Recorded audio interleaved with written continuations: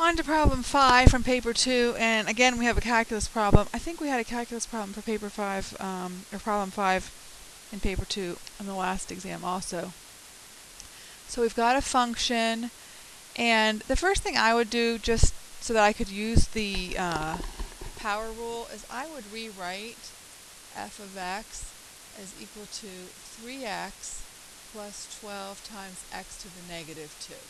And it says x isn't equal to 0. We know that that means a couple things. First of all, when I graph the function, and I'm just kind of thinking ahead, if x is 0, I'm going to have my original function is undefined, which means I have some kind of a rational function with a vertical asymptote. Let's just kind of keep that in mind.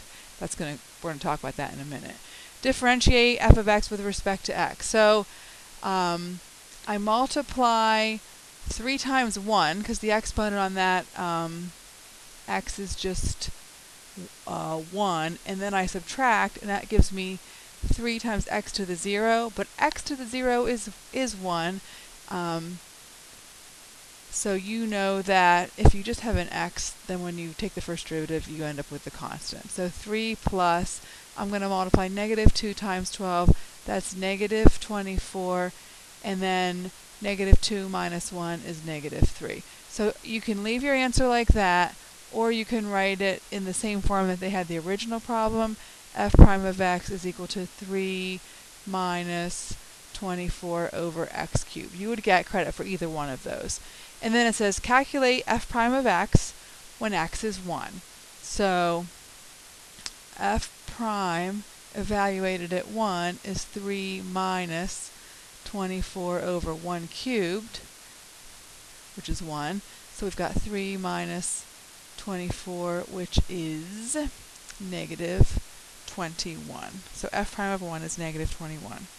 Now, it says use your answer to part B to decide if it's increasing or decreasing. So we know, we talked a lot about this, that the function is decreasing at x equals 1 because the slope of the tangent, which is negative 21, is negative. Now it says solve the equation f prime of x equals 0. So we're going to set, so this is part D, let me just change colors and label this. F prime of x is equal to 0, so 0 is equal to 3 minus 24 over x cubed. Now, I've got to solve this thing. Let's multiply the entire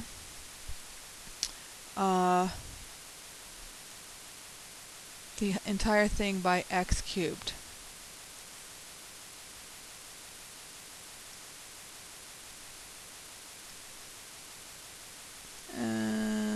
Is that what I want to do? Let's see.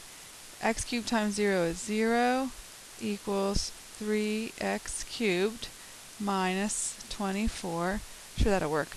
24 is equal to 3x cubed. X cubed is equal to 8. X is equal to 2. So that's part D. In part E, the graph has a local minimum at point P.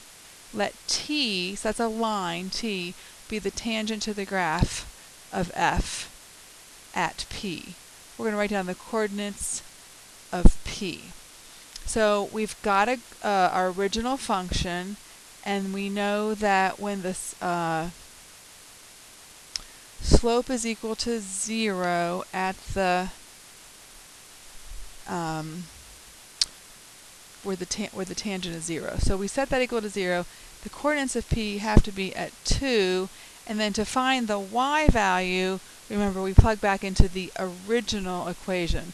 So we're going to say the original equation evaluated at 2, the x value where the slope was equal to 0, is 3 times 2 plus 12 times, we're using 2 for x to the negative 2, or 6 plus 12 divided by 4. So that's 12 divided by 4 is 3. 6 plus 3 is equal to 9. So the y value is 9. Now there are a couple ways that you could go about that. It might have been easier to go ahead and plug that into the original equation the way they gave it to us up here. So there we can see that we've got f of 2 is equal to 3 times 2, which is 6, plus 12 over x squared, which is 4. So if you like that better, go ahead and plug back into that. Write down the slope of t. Well, it's the tangent at the minimum value, so we know that that slope has to be equal to 0. And then it says, write down the equation of t. Well, let's think about this. We have a horizontal line. It goes through this point, and the slope is 0. So we know that the line has to be y equal 9. Now, the next part of the question asks us to graph. Is that what they ask us to do next? Let me look at that page. They ask us, I'm right here at part F, sketch the graph of the function. And here's kind of an interesting thing. Graph it between negative 3 and 6.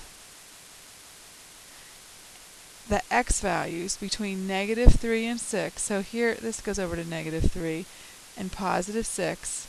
You're going to label your x-axis, and then the y values are graphed between negative 7 and positive 15. Now, I chopped part of this graph off. I should have the bottom of it, but you can kind of see what would happen. You've got your calculator. You're just putting the graph of f into it. In fact, let's see what happens when we do that. I want to make sure that everybody knows how to put something in their calculator correctly, because I could anticipate some problems there. So our original function was, I forget what it was, 3x plus 12 divided by x squared. So we've got 3x plus 12 divided by x squared. And let's see what that graph looks like. Now, do you remember before we talked about how this graph has a vertical asymptote at 0 because the graph is undefined? And we need to look at both pieces of the graph, and I am not sure why the second part of my graph is not showing up here. Let's just adjust the window. Let's see, I'm looking at, because my window's whack. Alright, so I'm going to do zoom 6, zoom 6. That puts me back to a standard viewing window. And here comes down. I can see the other part of my graph sticking out there. 3, 6, 9. What am I? My y values are going up to 15, 20. So let me fix my window. Come on. Oh, hush. Why am I not getting window here? Oh, my calculator is doing something whack. All right. Second, turn it off. Turn it back on. What? Do not show me this again. I want my window to go up on my y values to 20. Now let's graph this thing. Here we go. Now I can see the rest. I can see the rest of the graph. So you're going to, they actually told us the window. I should have put that in the calculator ahead of time. I know where my y values have to be. A couple of things that I'm looking for. This is what you're going to get points for. Scale. X-axis and y-axis. Some points that are accurate. So look in your table and find some specific points. I would actually probably take off here if you didn't have arrows, but apparently they're not going to, and you need to have P labeled. And then on the graph, you're going to label the tangent. So here's this line,